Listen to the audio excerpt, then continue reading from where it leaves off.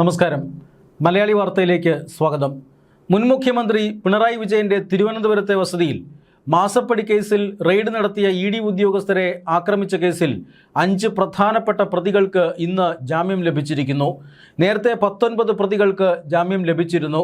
ഹൈക്കോടതിയാണ് ജാമ്യം നൽകിയത്. ഇതോടെ കേസിൽ അറസ്റ്റിലായവരിൽ 24 പേരും പുറത്തിറങ്ങിയിരിക്കുന്നു. 25-ൽ 24 പേരും പുറത്തിറങ്ങിയിരിക്കുന്നു. ഒരാൾക്ക് മാത്രമാണ് ഇനി ജാമ്യം ലഭിക്കാനുള്ളത് എന്നാണ് സൂചന. നേരത്തെ മറ്റൊരാൾ ജാമ്യം ലഭിച്ച് പുറത്തിറങ്ങിയിരുന്നു. ഇങ്ങനെ 25 പേരിൽ 24 പേരും ഇപ്പോൾ ജാമ്യം ലഭിച്ച് പുറത്തിറങ്ങിയിരിക്കുകയാണ്. CPM പ്രാദേശിക നേതാക്കന്മാരും അതോടൊപ്പം തന്നെ പ്രവർത്തകരുമാണ് ഈ കേസിൽ അറസ്റ്റിലായിരുന്നത്. ഈ കേസിലാണ് ഇപ്പോൾ നിർണായകമായ, അതായത് IP ബിനുവും അതുപോലെ ഉണ്ണികൃഷ്ണനും അടക്കമുള്ള മുൻ കൗൺസിലർമാർ, വളരെ പ്രധാനപ്പെട്ട തിരുവനന്തപുരം ജില്ലയിലെ CPM നേതാക്കന്മാരാണ് ഇവരടക്കമുള്ളവർക്കാണ് ഇന്ന് ജാമ്യം ലഭിച്ചിരിക്കുന്നത്. പല ഘട്ടങ്ങളിലായിട്ടാണ് ഇവർക്കൊക്കെ ജാമ്യം ലഭിച്ചിരിക്കുന്നത്. ഏറ്റവും ഒടുവിലായി 5 പേർക്ക് കൂടി ജാമ്യം ലഭിക്കുന്നതോടുകൂടി ഈ കേസിൽ അകത്ത് കിടന്ന 24 പേരും ഇപ്പോൾ പുറത്തിറങ്ങിയിരിക്കുകയാണ്. ഈ കഴിഞ്ഞ മെയ് മാസം 27-ാം തീയതിയാണ് CMRL മാസപ്പടി കേസിൽ ED ഈ റെയ്ഡ് ആരംഭിച്ചത്. ഏതാണ്ട് 12 ഇടങ്ങളിൽ മുൻ മുഖ്യമന്ത്രി പിണറായി വിജയൻ്റെ മകൾ പ്രധാന പ്രതിയായിട്ടുള്ള കേസിൽ പിണറായി വിജയൻ്റെ തിരുവനന്തപുരത്തെയും കണ്ണൂരിലെയും വസതി, പിണറായി വിജയൻ്റെ മരുമകൻ മുഹമ്മദ് റിയാസിൻ്റെ കുടുംബ വീട് എന്നിവയടക്കം 12 ഇടങ്ങളിലാണ് ED അപ്രതീക്ഷിതമായ റെയ്ഡ് നടത്തിയത്. ആ റെയ്ഡിൽ നിർണായകമായ പല വിവരങ്ങളും അതുപോലെ തന്നെ ഭൂസ്വത്തുക്കളുടെ രേഖകളും ഒക്കെ പിടിച്ചെടുത്തിരുന്നു. 2024-ലാണ് ഈ മാസപ്പടി കേസിൽ ED ECIR രജിസ്റ്റർ ചെയ്യുന്നത്. തുടർന്ന് 2 വർഷം ഈ കേസ് അന്വേഷണവുമായി മുന്നോട്ട് പോകാൻ EDക്ക് കഴിഞ്ഞില്ല. കോടതി വിധികളാണ് ഇതിൻ്റെ ഏറ്റവും പ്രധാനപ്പെട്ട കാര്യം. കോടതി വ്യവഹാരങ്ങളിൽ ഈ കേസ് അന്വേഷണം മുടങ്ങിക്കിടക്കുകയായിരുന്നു. EDക്ക് ഈ കേസ് അന്വേഷിക്കാൻ അർഹതയില്ല, അധികാരമില്ല എന്ന് കാട്ടിക്കൊണ്ട് പ്രതിസ്ഥാനത്തുള്ളവർ നൽകിയ ഹർജിയാണ് അന്വേഷണം മുടങ്ങാൻ കാരണം. എന്നാൽ ഏറ്റവും ഒടുവിലായി ഹൈക്കോടതി EDക്ക് അന്വേഷണവുമായി മുന്നോട്ട് പോകാം എന്ന വിധി 2026-ൽ പിണറായി വിജയൻ സർക്കാർ താഴെ വീണതിന് ശേഷം, അതായത് പിണറായി അധികാരത്തിൽ നിന്ന് ഇറങ്ങിയതിന് ശേഷം ഹൈക്കോടതി വിധി വന്നു. അതിനെ തുടർന്നാണ് ED ഈ കേസിൽ അന്വേഷണ നടപടികൾ ത്വരിതഗതിയിൽ പുരോഗമിച്ച് കൊണ്ടുപോയത്. ആ ഘട്ടത്തിലാണ്, അതായത് 2024-ൽ ECIR രജിസ്റ്റർ ചെയ്യുന്നു. ഉടൻ തന്നെ ഈ റെയ്ഡുകളും പരിശോധനകളും ഒക്കെ ആരംഭിക്കേണ്ടതാണ്. പക്ഷേ 2026-ൽ 2 വർഷത്തെ തടസ്സങ്ങളൊക്കെ നീങ്ങിക്കഴിഞ്ഞതിന് ശേഷം ED റെയ്ഡുമായി മുന്നോട്ട് പോവുകയായിരുന്നു. അങ്ങനെയാണ് 12 ഇടങ്ങളിൽ അപ്രതീക്ഷിത റെയ്ഡ് നടന്നത്.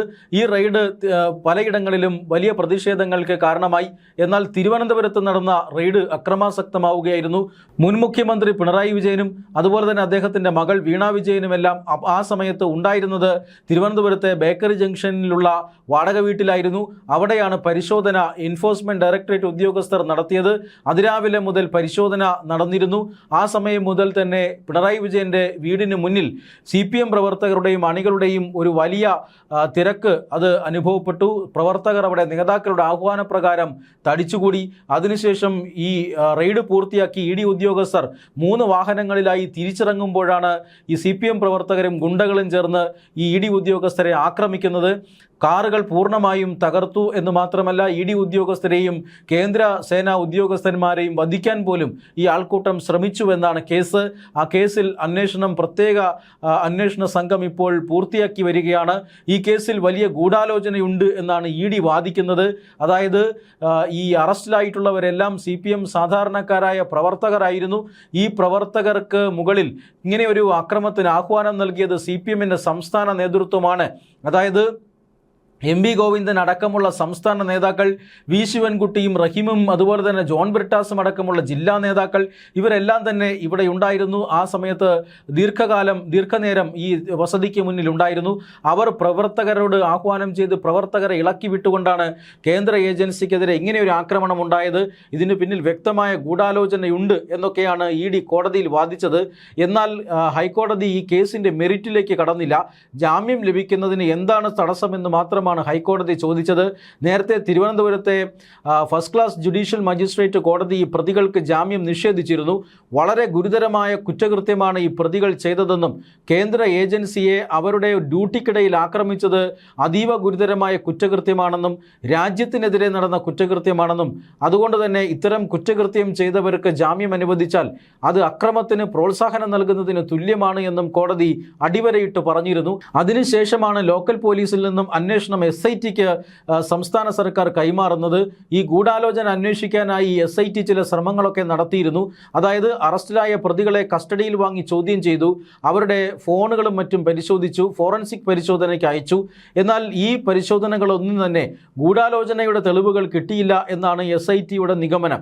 ഇത്തരത്തിൽ കേസിൻ്റെ നടപടിക്രമങ്ങളെല്ലാം പൂർത്തിയായി, കേസന്വേഷണം പൂർത്തിയായിരിക്കുന്നു, മാത്രമല്ല റിക്കവറി നടന്നിരിക്കുന്നു. ഇതിനുശേഷം എന്തിനാണ് പ്രതികളെ കസ്റ്റഡിയിൽ വയ്ക്കുന്നത് എന്ന ചോദ്യമാണ് ചോദിച്ചത്. മെയ് 27-നാണ് ഇവരെ അറസ്റ്റ് ചെയ്യുന്നത്. അതിനുശേഷം ഏതാണ്ട് 10-60 ദിവസങ്ങൾക്ക് ശേഷമാണ് ഇവർക്ക് ജാമ്യം ലഭിക്കുന്നത്.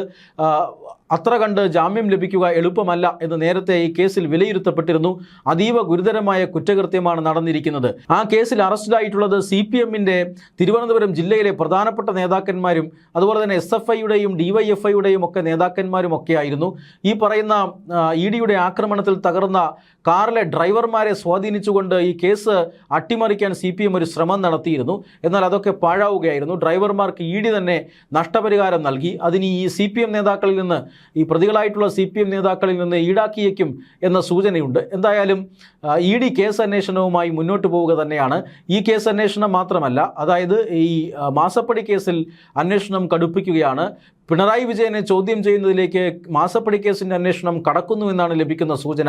ഈ സാഹചര്യത്തിലാണ് CPMകാരായ പ്രതികളെ ഹൈക്കോടതി ജാമ്യം നൽകി വിട്ടയക്കുന്നത്. ജാമ്യം മാത്രമാണ് നൽകുന്നതെന്നും കേസിൻ്റെ മെറിറ്റിലേക്ക് കടന്നിട്ടില്ല എന്നും ഹൈക്കോടതി അറിയിക്കുന്നുണ്ട്. കേസുമായി ബന്ധപ്പെട്ട നടപടിക്രമങ്ങൾ പൂർത്തിയായതുകൊണ്ടാണ് പ്രതികൾക്ക് ജാമ്യം കൊടുക്കുന്നത് എന്നും ഹൈക്കോടതി അറിയിച്ചിട്ടുണ്ട്. ഇനിയിപ്പോൾ CPMൻ്റെ ഉന്നത നേതൃത്വം തന്നെ അകത്തുപോയ കേസിൽ എല്ലാവരും പുറത്തിറങ്ങുമ്പോൾ CPMന് തിരുവനന്തപുരം ജില്ലയിൽ പുതിയ ഉഷാർ ലഭിക്കുകയാണ്. പക്ഷേ നിർണായക ഘട്ടത്തിൽ പാർട്ടിയും നേതാക്കളും തങ്ങളെ തഴഞ്ഞുവെന്ന് ജയിലിൽ കിടന്ന സഖാക്കന്മാർക്ക് അഭിപ്രായമുണ്ട്. അതായത് ഈ കേസിൽ ഇത്രയധികം അക്രമ പ്രവർത്തനങ്ങളും സമരവും ഒക്കെ നടത്തുമ്പോൾ സാധാരണ രീതിയിൽ മണിക്കൂറുകൾക്കകം നേതാക്കന്മാർ വന്ന് ജാമ്യത്തിലെടുത്ത് പോകാറുണ്ട്. ഇല്ലെങ്കിൽ 1-2 ദിവസം ജയിൽവാസം അനുഷ്ഠിച്ചു കഴിഞ്ഞാൽ കാര്യം തീരും. പക്ഷേ ഇക്കാര്യത്തിൽ അങ്ങനെ ആയിരുന്നില്ല. 60-70 ദിവസം ജയിലിൽ കിടക്കേണ്ടി വന്നു. ആ സമയമൊന്നും പാർട്ടി നേതാക്കന്മാർ തിരിഞ്ഞു നോക്കിയില്ലെന്നും പിണറായി വിജയനും മകളുമൊന്നും ഈ കേസിൽപ്പെട്ട് അകത്തുപോയ ആൾക്കാർ തിരിഞ്ഞു നോക്കിയില്ലെന്നുമൊക്കെയുള്ള പരാതിയുണ്ട്. അതുകൊണ്ട് തന്നെ അതിനുശേഷം നടന്ന ED നടപടികളിൽ ഒന്നും തന്നെ പാർട്ടി ഇത്തരമൊരു വലിയ പ്രതിഷേധം നടത്തിയില്ല. പിണറായി വിജയൻ്റെ സ്വത്തുക്കൾ കേന്ദ്രീകരിച്ചിട്ടുള്ള അന്വേഷണമൊക്കെ പിന്നീട് നടന്നു. അതൊന്നും തടയാനോ പ്രതിരോധിക്കാനോ പാർട്ടി മുതിർന്നില്ല. ആരെയും പാർട്ടിക്ക് അതിന് കിട്ടിയില്ല. കേന്ദ്ര ഏജൻസികളെ ഡ്യൂട്ടി തടസ്സപ്പെടുത്തിയാൽ, അവരെ ആക്രമിച്ചാൽ സംഭവം ഗുരുതരമാണ് എന്ന കാര്യം ഇപ്പോഴാണ് കേരളത്തിലെ നേതാക്കന്മാർക്ക് പിടികിട്ടിയത്. എന്തായാലും CPM ആകപ്പാടെ ഒരു വലിയ സംഘടനാപരമായ പ്രതിസന്ധിയിലായിരുന്നു നേതാക്കന്മാർ. ഈ കേസിൽ അകത്തുപോയതോടുകൂടി, എല്ലാവർക്കും ജാമ്യം ലഭിക്കുന്നതോടുകൂടി CPMൻ്റെ സംഘടനാ പ്രവർത്തനം തിരുവനന്തപുരം ജില്ലയിൽ സജീവമാകുമോ, അതോ നേതാക്കന്മാർ അവഗണിച്ചതിൽ പ്രതിഷേധിച്ച് ഈ പറയുന്ന പാർട്ടി പ്രവർത്തകരും നേതാക്കന്മാരുമെല്ലാം പ്രവർത്തനത്തിൽ നിന്നും വിട്ടുനിൽക്കുമോ? ഇതാണ് അടുത്ത കാര്യമായി അറിയേണ്ട കാര്യം. എന്തായാലും കോടതി ഇവരെ ജാമ്യത്തിൽ വിട്ടിരിക്കുന്നു. ED അടുത്ത ഘട്ടത്തിലേക്ക് കടക്കുകയാണ്. ഈ കേസന്വേഷണം, ഈ കേരള പോലീസിൻ്റെ കേസന്വേഷണത്തിൽ തൃപ്തിയില്ല എന്ന് ED അറിയിച്ചു കഴിഞ്ഞാൽ കേന്ദ്ര ഏജൻസികൾ അന്വേഷണത്തിനെത്താനുള്ള എല്ലാ സാധ്യതയുമുണ്ട്. മാത്രമല്ല, പ്രതികളെ ഏത് സംസ്ഥാനത്താണോ കേസ് രജിസ്റ്റർ ചെയ്യുന്നത് ആ സംസ്ഥാനത്തെ ജയിലുകളിലേക്ക് മാറ്റാനും സാധ്യതയുണ്ട്. എന്തായാലും ഏതാണ്ട് എല്ലാ പ്രതികൾക്കും ജാമ്യം ലഭിച്ചിരിക്കുന്നു. കേസിൻ്റെ വിചാരണ ഘട്ടത്തിൽ കോടതി എന്തു പറയുമെന്നതാണ് ഇപ്പോൾ ഏവരും ഉറ്റുനോക്കുന്ന കാര്യം.